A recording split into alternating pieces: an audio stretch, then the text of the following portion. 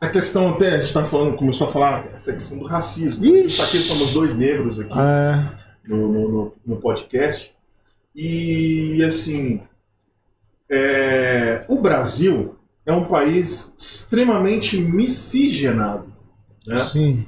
E com o passar dos anos, a gente foi aprendendo a reconhecer a negritude no nosso país. Nós, negros, né, nos posicionarmos enquanto negros aqui no nosso país. E aqui eu percebo que o racismo, o preconceito aqui, existe o preconceito enraizado, né, velado, né, institucional, como é que as pessoas são? Estrutural, o preconceito estrutural. O racismo estrutural, né? O racismo estrutural que está na estrutura do país, que é mais velado, uma coisa mais... mas existe esse preconceito.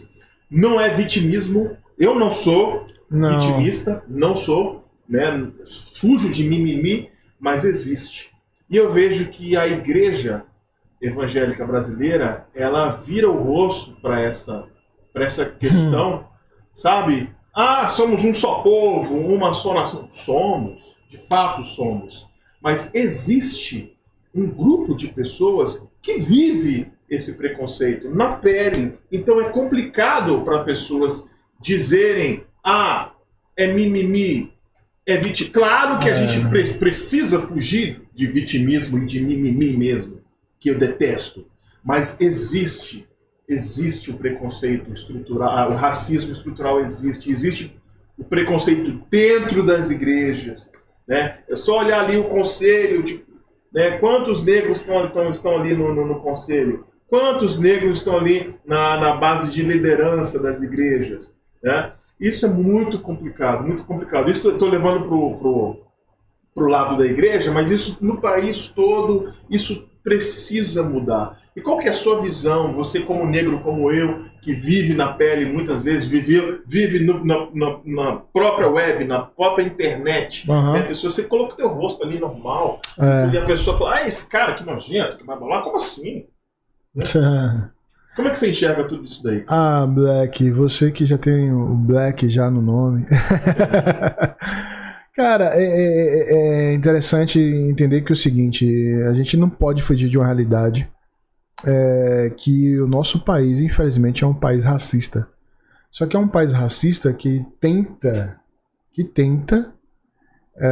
diferentemente de outros países, né, como os Estados Unidos e tal, que lá já é bem explícito, né, sempre foi. Lá existe racismo, e racismo não é. Que aqui a gente tem um racismo velado. Aqui é tipo. E eu não tô falando isso só no ambiente da igreja, eu tô falando em todo o ambiente, o Brasil todo. Ele não existe racismo, não existe.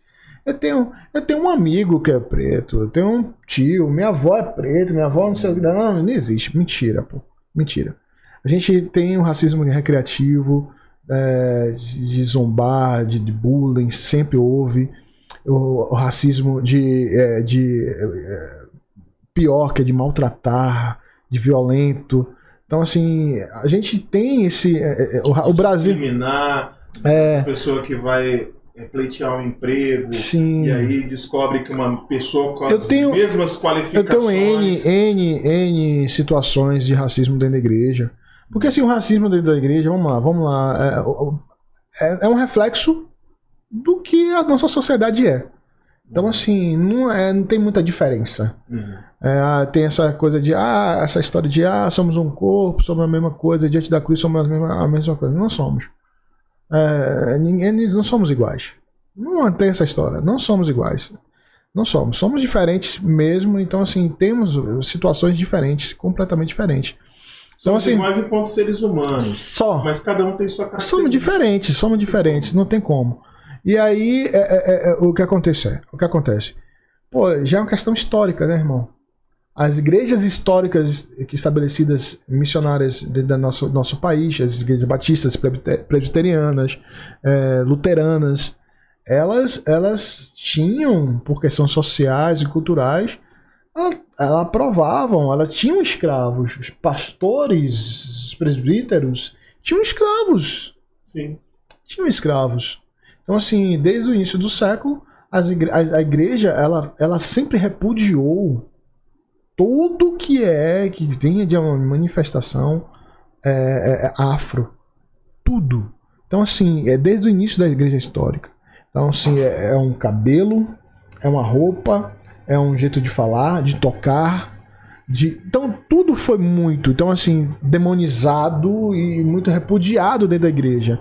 Então, você nunca, se você, todo âmbito, em todo o tempo que você passou, que você passa dentro de um ambiente, de uma instituição religiosa evangélica ou católica, enfim, qual foi uma delas que você viu no período de Natal, um Jesus no presépio preto? Jamais. Nunca. Qual foi a situação onde você viu em peças teatrais jograis anjo, né, sendo figurado, trazendo a figura sendo negro? Pelo contrário, onde quando começava a ter botava a imagem de Satanás, alguma coisa, era um pretinho fazendo. Então, assim, a gente sempre percebeu isso de forma e nunca, sempre se passou, normalizou, até os próprios negros sempre achavam isso muito normal e nunca entendeu isso. E é tanto que se você parar para analisar, nós sempre fomos mais respeitados, tivemos pouco respeito dentro das igrejas, pouco, pelas nossas habilidades artísticas. Sim. Então, assim, se um cara canta bem, toca bem, o cara pelo menos tem uma boa sessão. Dança bem, ali, o cara do street dance, o professor. O cara, né, tal. E malmente isso, porque assim, a gente. Né? E olha lá, porque a gente via quando. A gente, se você parar para analisar, as grandes ascensões de artistas negros no Brasil, todos eles foram muito.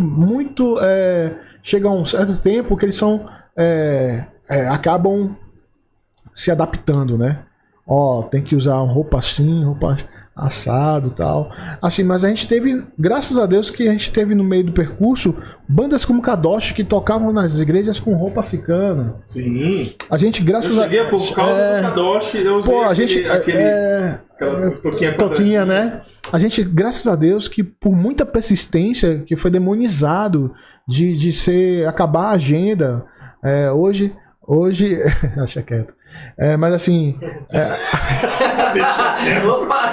Deixa quieto. Você ficou de falar, né? Poxa.